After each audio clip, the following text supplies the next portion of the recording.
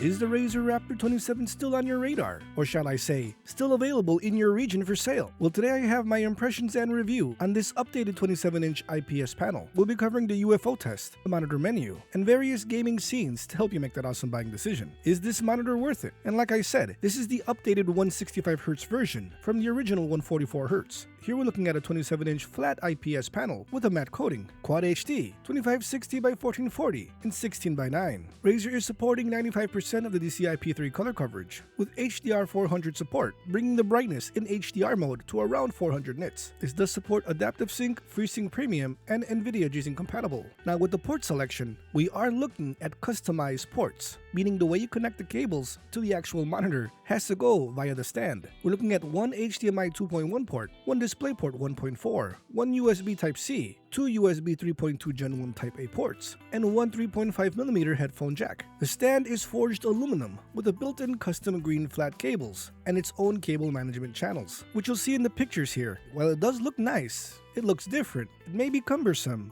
or it may give you some issues if you were expecting a standard monitor setup. It does feature easy port access, according to Razer, with height and tilt adjustments. This does feature integrated Razer Chroma RGB, and it's controlled by the Razer Synapse software. And what I've been able to see is that yes, the images are punchy, very colorful. In SDR or HDR modes, it's not as bright as I would like it. I kind of wanted a little bit more brightness. And what you're seeing here on screen is anywhere from 350 to 400 nits. I mean, it gets the job done, the colors are popping. But the major weakness of this panel, which I'll be able to show you in a bit, is the slow panel. From off, weak to strong. For this video, I do have it on weak, as to me it looks the best, but they all look the same. It does have IPS trail, which is kind of weird for an IPS panel, but as you can see with these wallpaper engine videos, everything is punchy, everything looks really nice. Here with the unboxing, it was actually packaged really nice, and those green cables really stand out. Compared to the competition, you don't see these kinds of custom cables, and they're flat because they have to go in the back of the monitor stand. Now, while it is made out of aluminum and some kind of fabric, I would say, in the back of the monitor, so it does have a touch of elegance, it's very different compared to other monitors. Here's the joystick nub where you can control the monitor menu, but you have to fit those cables, wide flat cables, in its correct position, and they are L-shaped, which again, if you need to replace them, you might have an issue. Here with the UFO test, you can see from off, weak, and strong. I just selected weak as the best so far. It is a weak, slow panel compared to other monitors. Now actually for gaming, let's just say Mortal Kombat 11. I didn't notice any issues. Everything was fast, punchy, everything worked fine, the characters look good in motion, but it's games like Civilization 5, where there is a lot of scrolling, I do see that slowness, and it does bother me. Personally, I could not play any kind of scrolling games on this monitor. That's just me, I'm super picky. You gotta think also of the price point. I picked this up for $299. You can even find this for $250 sometimes. Now, I'm not sure if this is still available in the US, but in many regions still around the world, it's still available, or it might be. So that's why I have this review to help you make that awesome buying decision. Is it worth it? For $250, $300, I would say yeah, pretty much. If there's no other options, I mean, if you love Razer, if you want that RGB underglow and a nice image, non-mini LED, just a straight up IPS, 165Hz, I mean, it's pretty nice. But I would say it's an average IPS panel. Here you can see with the monitor menu, we have gaming, input source, brightness contrast, color, PIP, picture-in-picture, OSD, other settings, and personalize. There are many game mode features where you can switch the preset. Here I do have it at 100%, and again, this is an IPS panel. It's a, I would say, lighter-ish, darkish gray. Not like other mini LED monitors where the panel is really nice and it's a dark gray image with no mini LED zones. This is a in between a light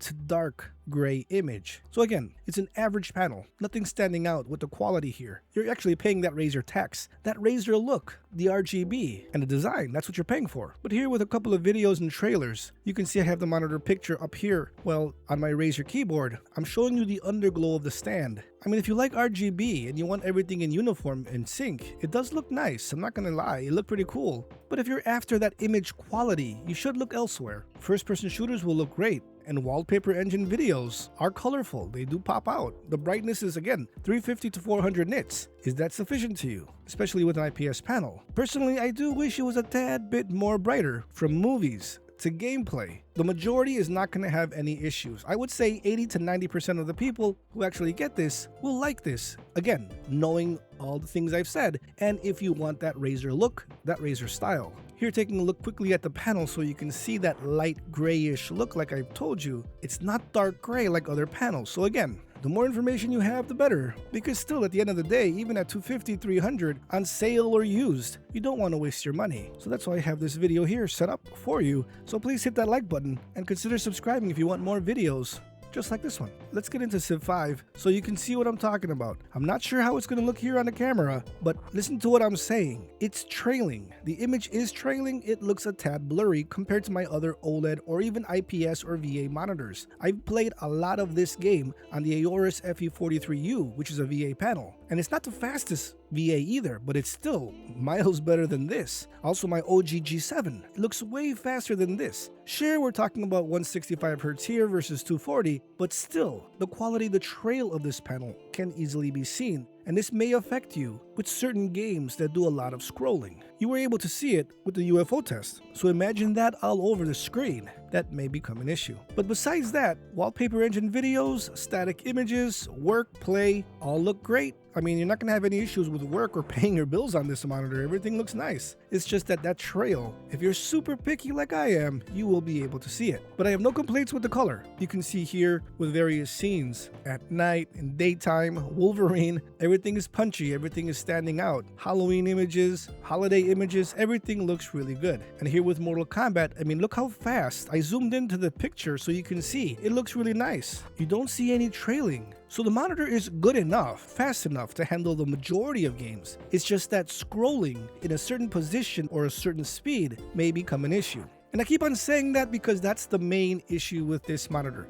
Not so much the brightness, which I still would prefer a tad bit more, it's actually the slowness of this IPS panel. With Civilization, I'm able to see it, but here in Mortal Kombat and on all the videos I've shown here today, I have not been able to see anything wrong.